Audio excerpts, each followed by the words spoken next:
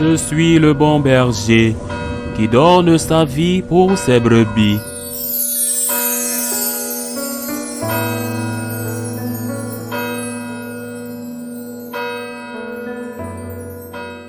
En ce temps-là, quelques-uns des scribes et des pharisiens adressèrent la parole à Jésus. « Maître, nous voulons voir un signe venant de toi. » Il leur répondit, « Cette génération mauvaise et adultère réclame un signe. Mais en fait, de signe ne lui sera pas donné que le signe du prophète Jonas. En effet, comme Jonas est resté dans le ventre du monstre marin 3 jours et 3 nuits, le Fils de l'homme restera de même au cœur de la terre 3 jours et 3 nuits. Lors du jugement, les habitants de Ninive se lèveront en même temps que cette génération et ils la condamneront.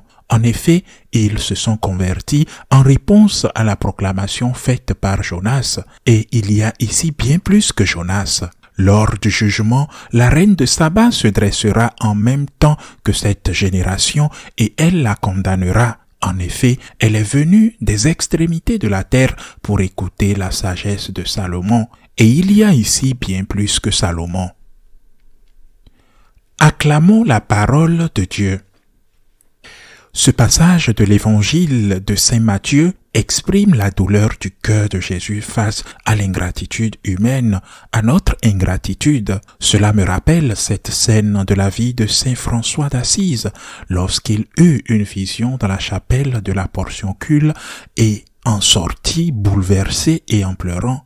On lui demanda « Pourquoi pleures-tu » Il répondit, « J'ai vu les églises du monde entier remplies de gens en prière. » Ses compagnons lui disent, « Mais c'est merveilleux, François, ce n'est pas une raison pour pleurer. » Mais il leur répondit, « Tout le monde va à l'église pour demander. L'amour n'est pas aimé. Nous voulons un miracle de plus. » Car ces scribes et pharisiens, ennemis traditionnels de Jésus, avaient déjà vu d'autres miracles, ou du moins en avaient entendu parler. Ils en avaient déjà vu beaucoup, et pour certains même en étaient témoins.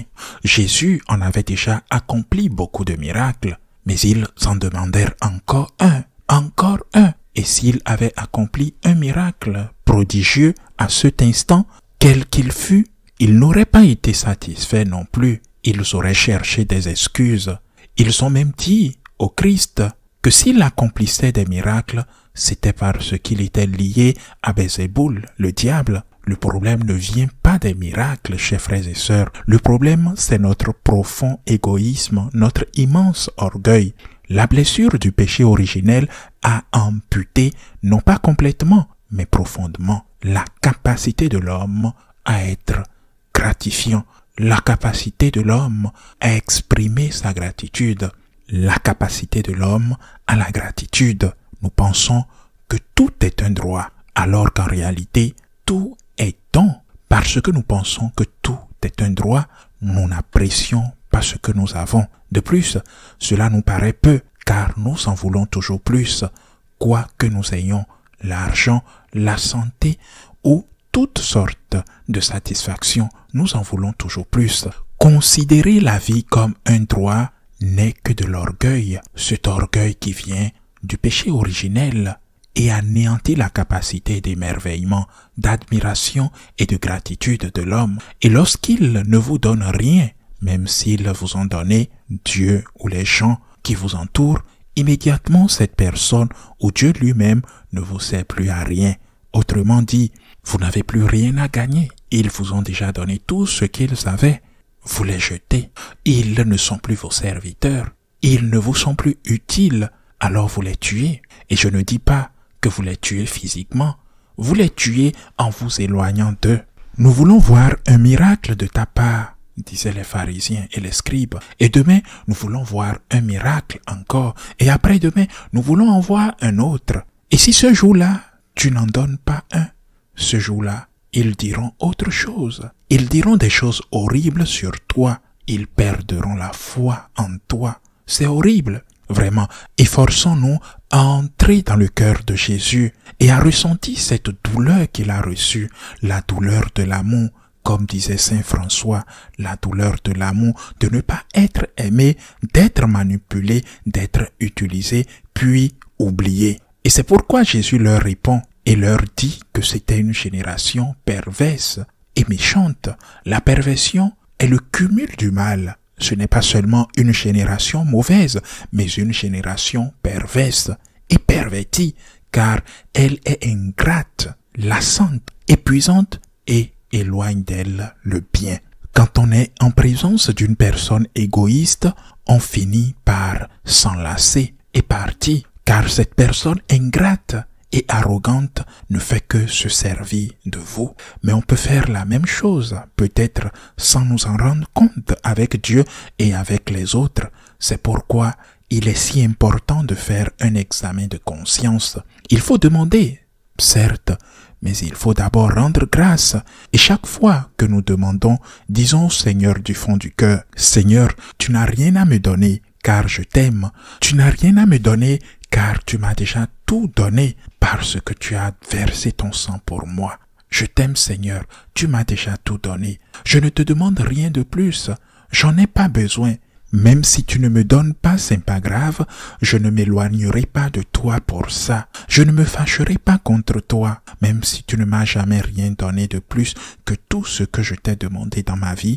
Tu m'as déjà tout donné en me donnant la santé, en me donnant la vie, en me pardonnant, en me rachetant du péché, en m'ouvrant les portes du ciel. Seigneur, que j'ai suffisamment de raisons pour te rendre grâce toute ma vie. Mais regardons la fin du passage de l'évangile que nous venons de lire, tiré de Saint Matthieu.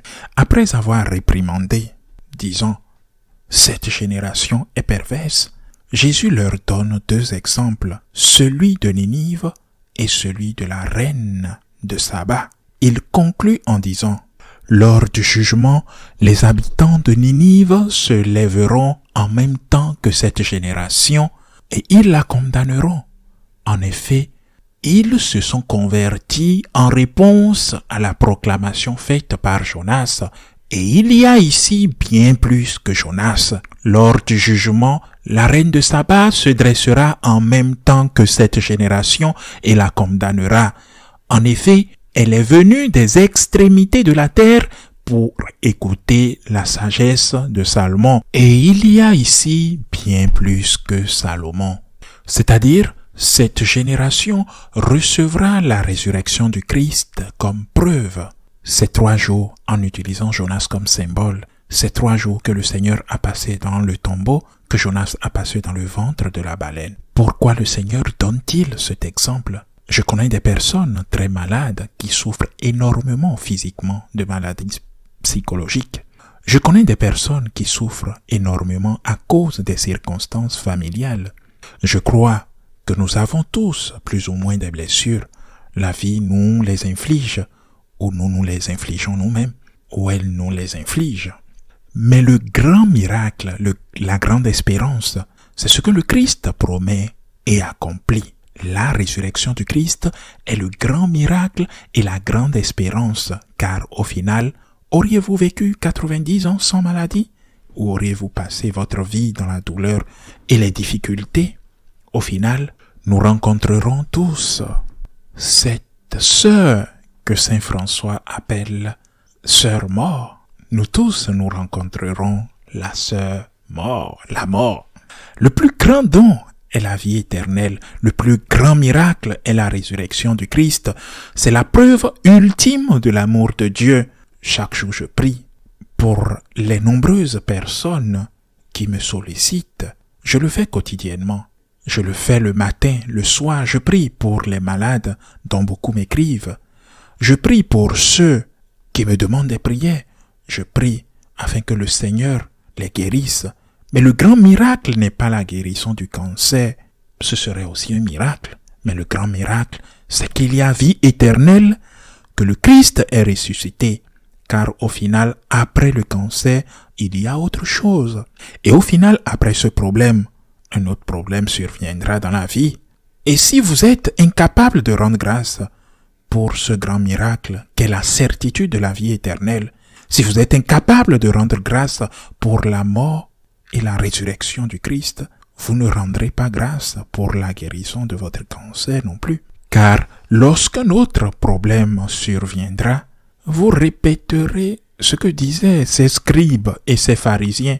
Nous voulons voir un miracle de plus. Fais-nous un miracle. Vous serez continuellement en quête, continuellement insatisfait, continuellement ingrat et finalement continuellement malheureux et misérable.